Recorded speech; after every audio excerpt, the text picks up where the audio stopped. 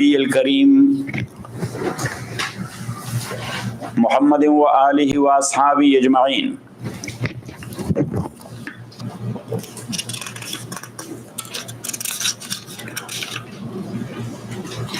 So we were there in the topic Islam of Umar radiyallahu ta'ala an.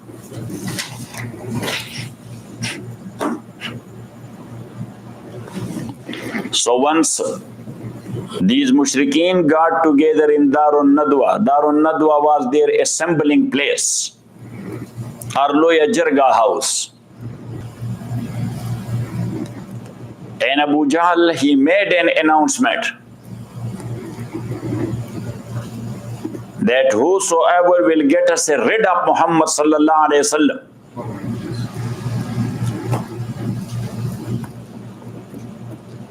so he will have 100 camel as a reward.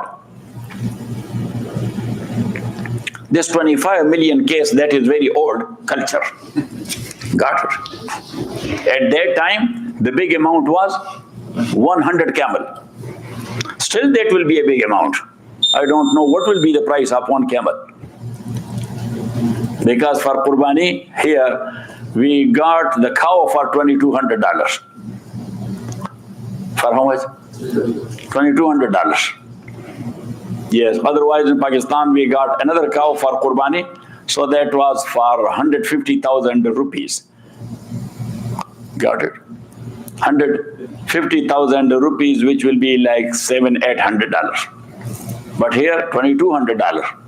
So now think of camel.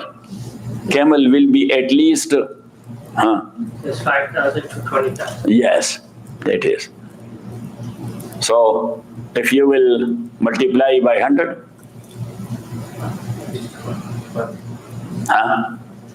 500 to 20 or 28. yes. So, it will be more than $1 million or so. Yes? It will be like this? Yes. So, anyhow,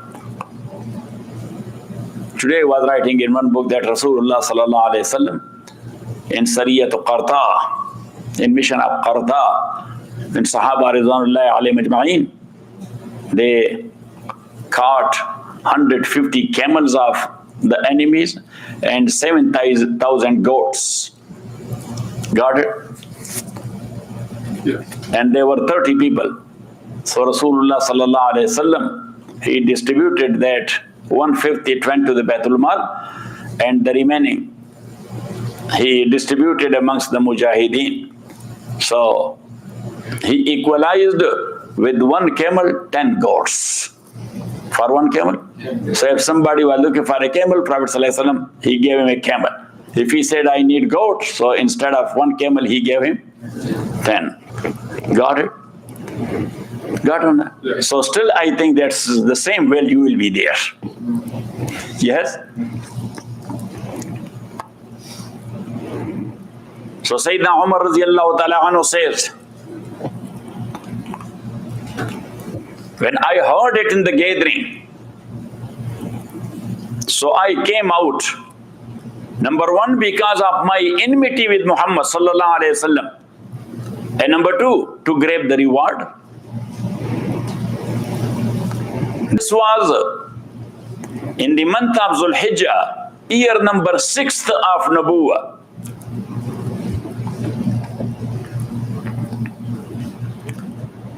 On his way to look for Muhammad sallallahu alayhi wasallam, Naeem ibn Abdullah al-Naham al-Adawi, Sayyidina Umar was from Banu Adi, and this Naeem ibn Abdullah, he was from Banu Adi as well. So from his own tribe, he came across.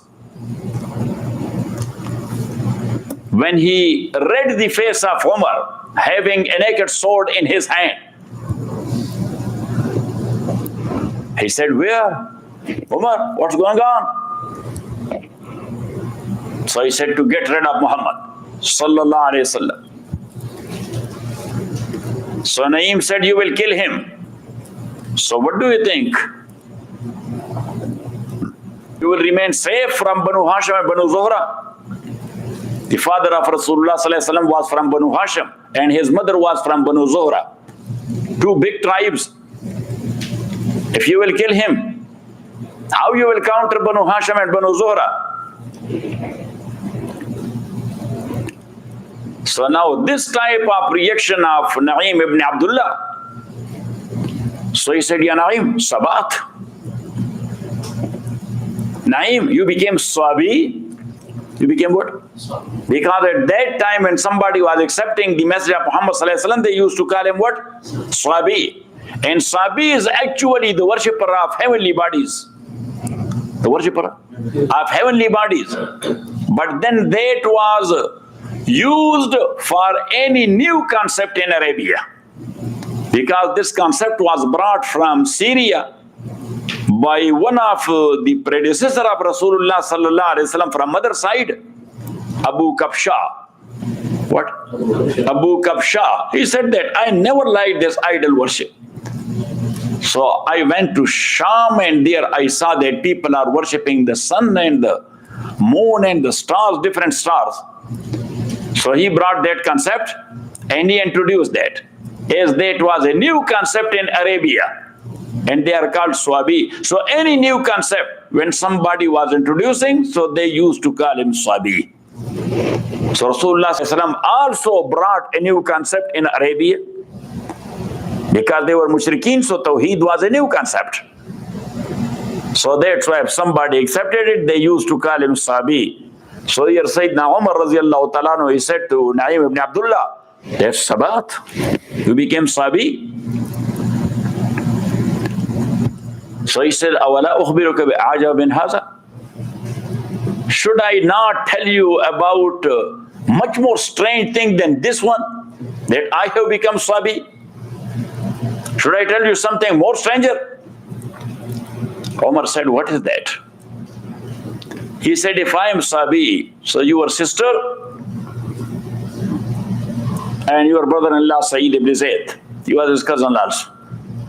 They both have become Swabi. Got it? Yeah. And that is just like as somebody said, oh, I got hit by that word. That beneath my feet, the land went away. The earth went away. Got it? Yes. So that was a strong hit for Umar, radiallahu ta'ala. So now he said, oh, let me go there first to take care of them. So he came to the house of Sa'id ibn Zayd. The gate was closed.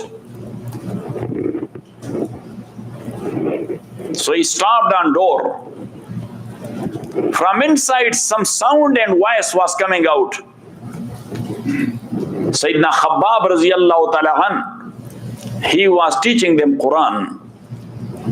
He was teaching their husband and wife Quran. So in a very angry and furious tone, Umar said, Ya Sa'id, Ya Dhal, iftah al-bab. Sa'id, oh the lost guy, come on, open the door.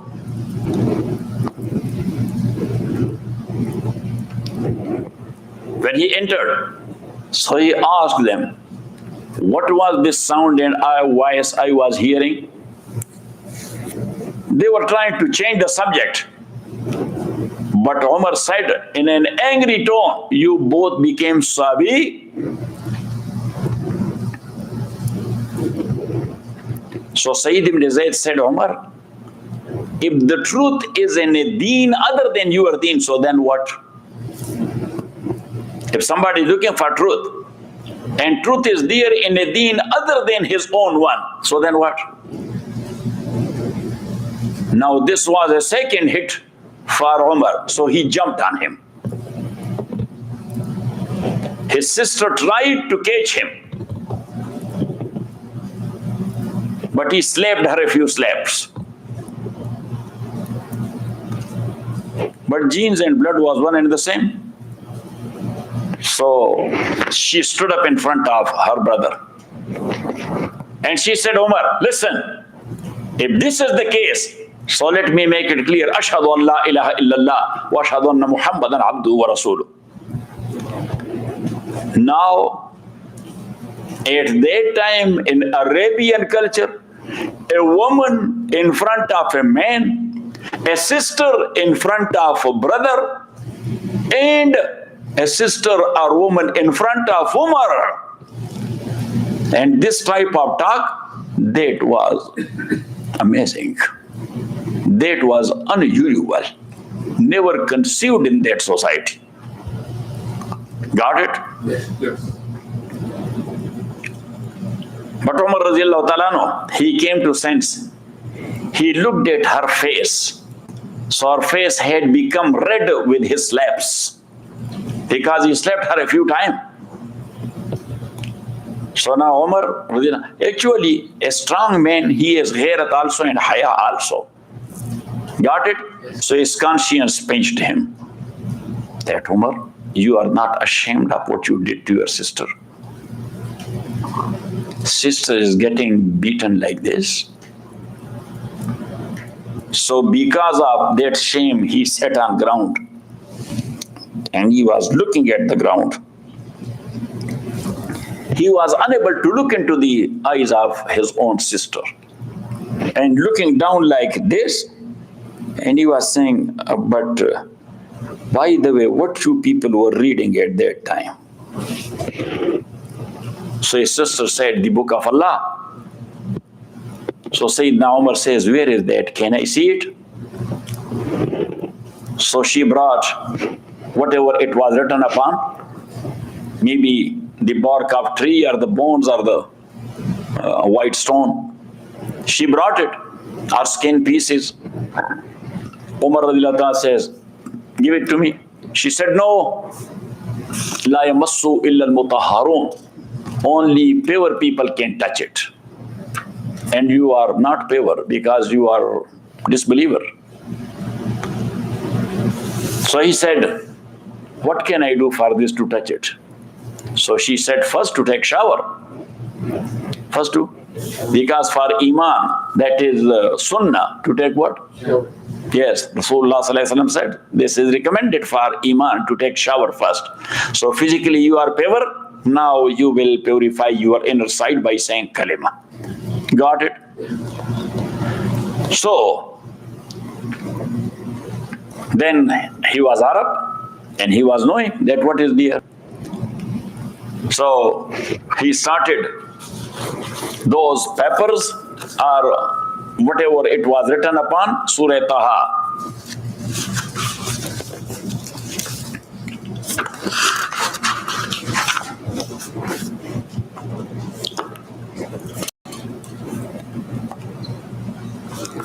From ayah 1 to ayah number 14. He read it. Twaha ya tahiru fil aqida ya hadi ila al akhlaq wal a'mal al hasana. This is one of the names of Rasulullah sallallahu alaihi wasallam, Taha. Ma anzalna alayka al-Qur'ana, we have not sent down to you the Quran litashqa, to cause you distress. To cause you distress. Litaqa fil mashaqqa. Litashqa mean? Litaqa fil mashaqqa. Illa tazkiratan liman yakhsha, but only an admonition to those who fear Allah. Tanzeelan mimman khalaqal arza, a revelation from that Allah who created the earth was samawati al-ula, and the high heavens. Ar-Rahmanu ala al-Arsh istawa, the most beneficent, he rose over the throne. Lahu ma fis samawati, lahu ma fis samawati, to him belongs all that is in the heaven. Wa ma fil ardi, and all that is on earth. Wa ma bainahuma, and all that is between them. Wa ma tahta as-sara, and all that is under the soil. وَإِن تَجْهَرْ بِالْقَوْلِ, and if you, O Muhammad sallallahu alayhi wasallam, speak aloud, فَإِنَّهُ يَعْلَمُ السِّرَّ وَأَخْفَى, then verily Allah knows the secret and that which is yet more hidden. Allahu la ilaha illahu, Allah, there is no deity to be worshipped illahu but only He. Lahul asmaul husna, to Him belong the best names. Wahal ataka hadith Musa, and has there come to you the story of Musa? Izra anaran, when he saw a fire, faqala li ahli, so he said to his family, kusu, wait. Inni anastu naran, verily I have seen a fire. La'alli atikum minha biqabasin, maybe I can bring you some burning brand therefrom. Aw ajidu ala nari hudar, find some guidance at the fire. Falamma ata, then when he came to the fire, nudiya, he was called. Ya Musa, O Musa, Inni ana rabbuka, verily I am your Lord. Fakhlana alayka, so take off your shoes.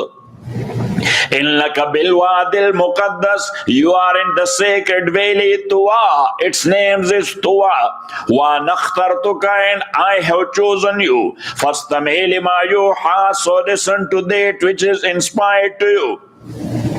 Innani anallah, verily I am Allah. La ilaha, there is no deity to be worshipped illana but only me. Fa'budni, so worship me. Waqimis salata li zikri, and perform the prayer for my remembrance.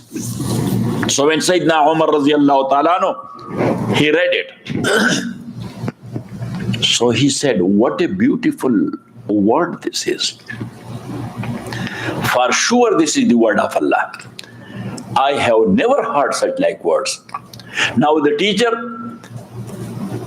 Khabab radiyallahu ta'ala, this couple, they have taken him inside the house to a dark corner, not to be seen by Umar, otherwise he will kill him.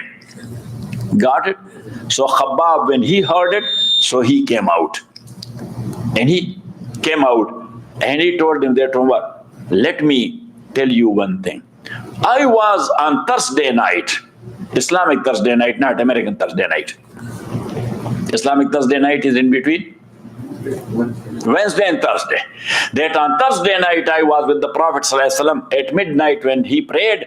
So he made a dua that Allahumma aidil Islam bi hadil Umarain, oh Allah, support Islam and strengthen Islam with one of the two Umar ibn al-Khattab or Amr ibn Hisham. By Umar ibn al-Khattab or by Amr ibn Hisham Abu Jahl, because they were the two known strong people. Got it? And another riwayah, Abdul Rahman ibn Auf says that then Rasulullah sallallahu alaihi wasallam, Allahumma idil Islam bi Umar ibn al-Khattab. That Allah subhanahu wa ta'ala, first he said by one of the two, then he said, but by Umar ibn al-Khattab radiyallahu ta'ala anhu. So he said, that glad tidings for you. That dua is accepted. Dua is accepted. So furthermore, inshallah. Professor